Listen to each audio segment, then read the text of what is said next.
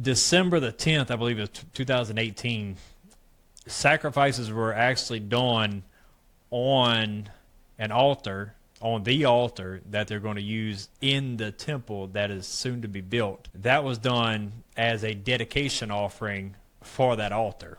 That was already done. All the utensils, all the tools, all the implements for the third temple are already built. They're ready to be used. They already have men with the lineage that they're supposed to have. The order of the priesthood, according to the Mosaic law, is already there. Also, it depends on what sources that you pull from, because in the temples there was the Ark of the Covenant. There are some speculations that some of the Jewish scholars know where the Ark of the Covenant is, and they're not disclosing that until the temple is actually built. I can't speak to that because I don't know myself. I haven't seen any credible sources myself, but I have heard second party that they know where it's at. But that's neither here nor there. But the red heifers have to be sacrificed in order for the priesthood to begin their sacrifice. You'll see in 2 Thessalonians chapter 2, starting with verse 3, it says, "Let no man deceive you by any means, for that day shall not come."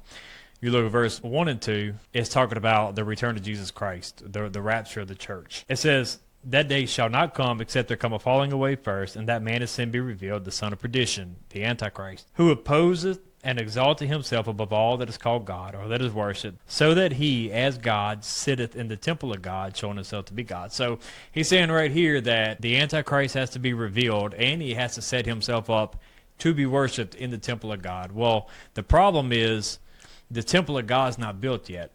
And the Jews aren't going to build a temple just anywhere. It's got to be on the Temple Mount. Well, there's 2 mosques sitting on the mount. So they don't have the ability to build it yet. And another issue that's going on with the red heifer now is the blood of the red heifer has to be sacrificed right in front, directly in front of the tabernacle. Well, there's not a tabernacle built, so they can't fulfill the true red heifer sacrifice without there actually being a temple built.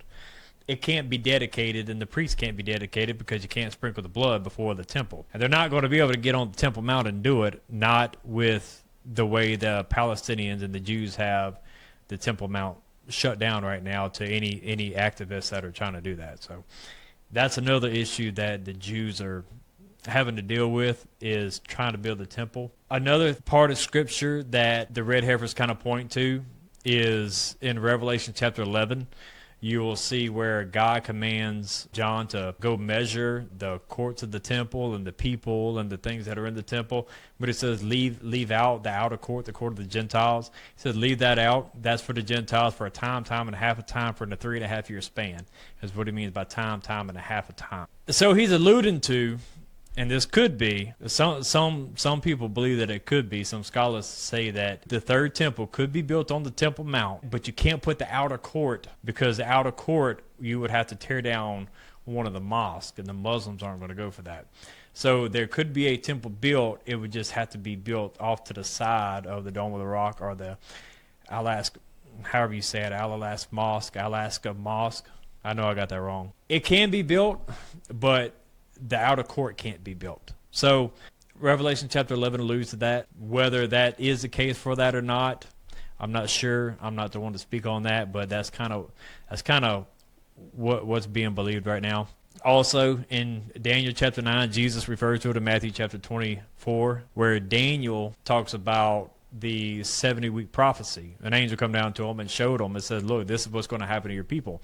Well, you'll see on the 70th week, a week represents a 7-year period. And I'm not going to get into the whole studying of the Daniel 70 weeks. I might do it on a different show and go into a real end time prophecy and a breakdown of that. But it shows that there was a covenant made for 1 week, for a 7-year period. Some believe that the covenant is the original covenant God gave to Abraham whenever he said, whatever ground that you put your foot on, that's going to be your land. So there was a big push for the 2-state solution between Palestinians and the Israelis. And with the 2-state solution, it really doesn't confirm a covenant. It just says that we're going to live peacefully. Whether that is that covenant or not, I'm not sure. I'm not really sure that the Abrahamic covenant between God and Abraham is a covenant that Daniel chapter 9 was talking about. but it said that he shall confirm the covenant with many, not just one, not just Israel, but many. And he says whenever that happens, there's a 7-year period. Halfway through that, at the 3.5-year mark, in the midst of it, it says that the Antichrist is going to cause the oblation and the sacrifice to cease. So there's going to be sacrifices going on during that 7-year period. He says whenever that happens, he's going to stand up, he's going to withdraw from the agreement, and that's whenever the Jews are going to start being persecuted again. He says that those who are in Judea, don't turn back. If you're away from your home, don't go back down to your home. That's modern day the West Bank. So you see a lot of people are against Israel for occupying the West Bank. Everything going on with Gaza right now, Israel is getting a lot of heat for all that. The modern day West Bank is the people who are supposed to watch out whenever the Antichrist sits in the temple, as you see in 2 Thessalonians, and causes the sacrifice to cease. So the red heifers, it doesn't clean anybody, it doesn't cleanse anybody, but according to the Jews, they need that in order to start their temple sacrifices again. So nowhere in the New Testament is it prophesied about the red heifers, but it does push the Jews into doing what the New Testament said that they will be doing at the last days, which is sacrificing. Are the sacrifice of the red heifers of any importance to Christians as far as cleansing us, making us pure, ushering in Jesus Christ? Is the rapture going to happen because these red heifers are in Israel fixing to be sacrificed? No, that it has nothing to do with the return of Jesus Christ.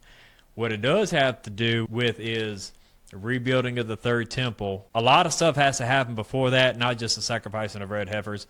There has to, you got too many issues with the Palestinians, you got Iran to deal with, you got the Muslims to deal with, you got the whole international community to deal with. And whenever all this happens, it talks about it in Luke, I believe it's 21. It says, whenever you see Jerusalem surrounded with armies, it says, know that the time is near. And I believe that's talking about the rapture. So y'all go look it up in Matthew chapter 24. You can read through it. Mark chapter 13, Luke chapter 21. Go read Thessalonians chapter 2. Also in Revelation chapter 11, you can read it. Daniel chapter 9 and Numbers chapter 19 is directly talking about the red heifers itself. Go check it out. Go read it. You can put them together. Christians, we don't have anything to worry about as far as the red heifers.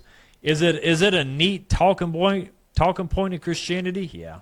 It is a neat talking point, and it puts our eyes back on Israel, which is where there should be anyway, and it kind of keeps us focused and lined up of realizing that, yeah, Jesus Christ is coming back. It isn't a precursor. It is in a way, but it isn't. It is as far as what the Jews are going to sacrifice, but it isn't as far as it was never given as a sign for us to look at. So y'all go check it out yourself. See what you think about it. I would caution you to not really follow after sensationalism. Let everything that you study, let everything that you pray about, let everything that you believe be rooted and grounded in the Bible, in the Word of God.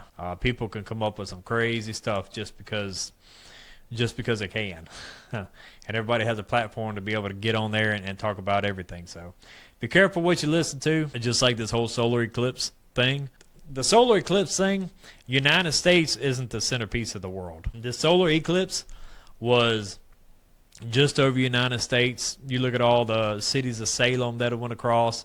That was the solar eclipse before, and now Nineveh, the landmarks of Nineveh. It was a far stretch, a really long stretch to try to find all the names of Nineveh that solar eclipse passed through. I think there's like 100 something cities named Salem in United States. So the eclipse before that, it didn't have a choice but to cross a city named Salem. People can make whatever they want to make, say whatever they want it to say, if that makes sense. If you want to find something, you'll find it, whether it be truth or not. That's really the thing you got to look at. The Bible's clear on prophecy. 1/3 of the Bible is prophecy, and is very clear on it, what's going to happen at the end time. So don't follow after sensationalism. Don't be scared. God gave us a book of Revelation in order for us to know. He warned us everything about the end times that we should ever know.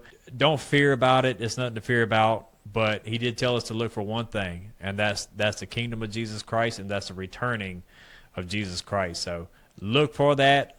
Let that be where your eyes are set upon, and don't get caught up in the things of this world.